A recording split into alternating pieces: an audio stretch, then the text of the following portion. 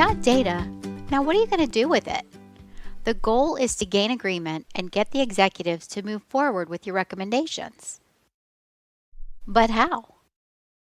Well, there's no better way to do that than through the use of story. Stories create a connection point with your audience. It enables teaching moments and removes complexity.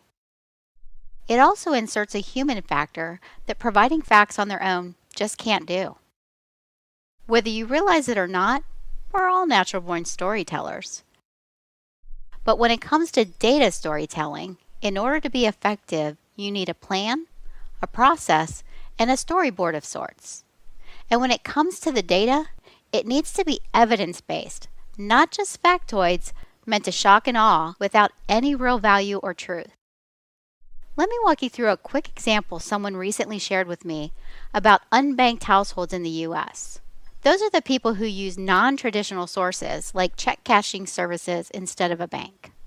As a banking industry, we need to understand why 9.6 million U.S. households would churn from traditional banking and towards check cashing, payday loans, and rent-to-own options. Would you be surprised to hear it's due to life events like the shift in the job market?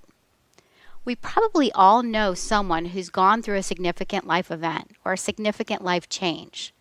Because of the loss of income, it made people feel like they couldn't support or sustain a bank account. Others, they bailed over concerns of trust and privacy and lack of customer service. Business Insider tells us that 4 out of 5 of the least liked brands are banks. Most people would rather go to the dentist than to interact with the bank.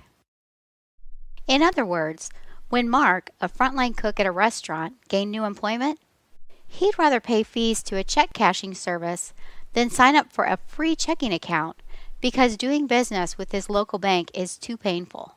So how do you turn that around? You change the way you do business. And for banks, it comes down to 3 key areas: transparency, nurturing growth channels, and building brand advocacy. Let's look at nurturing growth channels, for instance. As banking technologies continue to evolve, it's important to continue tracking and engaging with customers in order to meet their needs and the way they choose to do business with you. Maybe Mark relies heavily on public transit to get around, and there just isn't a location close by.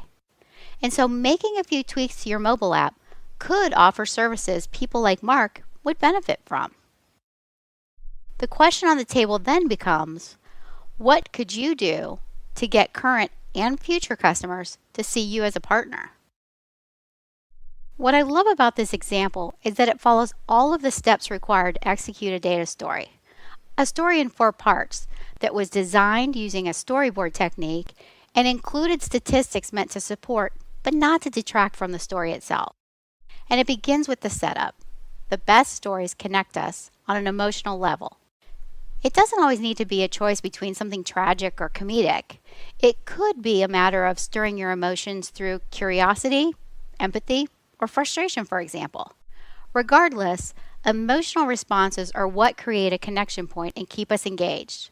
Nothing gets us more curious than the internal question, what's going to happen next? In the case of the bank, we pose the question, why do people stop using traditional banking?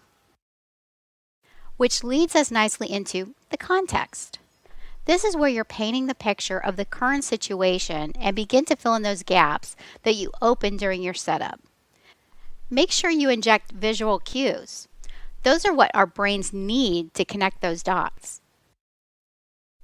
We filled in the gaps with the understanding that unbanking is happening due to life changes and frustration over concerns with trust, privacy, and lack of good customer service. Next, we shared the option. Oh, the options. You've heard, don't just bring me problems, bring me solutions, right? This is exactly what options address. Your story is meant to move them, show them how your option solves a problem, is a better choice, or makes tomorrow better than yesterday. Our story inserts the option of how tweaks to the mobile app could help past customers like Mark see value in doing business again. And while a call to action is typically seen as something you've asked the audience to do, In our case, we're simply posing a question for banks to consider. That's the great thing about a call to action. Sometimes you're merely asking for feedback in order to tell a bigger story. So let's run through our 4 parts one last time. Part 1. What's your hook? How will you get your audience to engage? You've only got a few seconds, so make those count. Part 2. Paint a picture. If you want someone to see where you're taking them, draw them something, figuratively speaking, to pull them along with your words, with imagery, with data visualizations. Part 3. Give them options. If you want to move someone into action, you need to help them overcome those obstacles and clearly see where you want them to go. And Part 4, adding a call to action.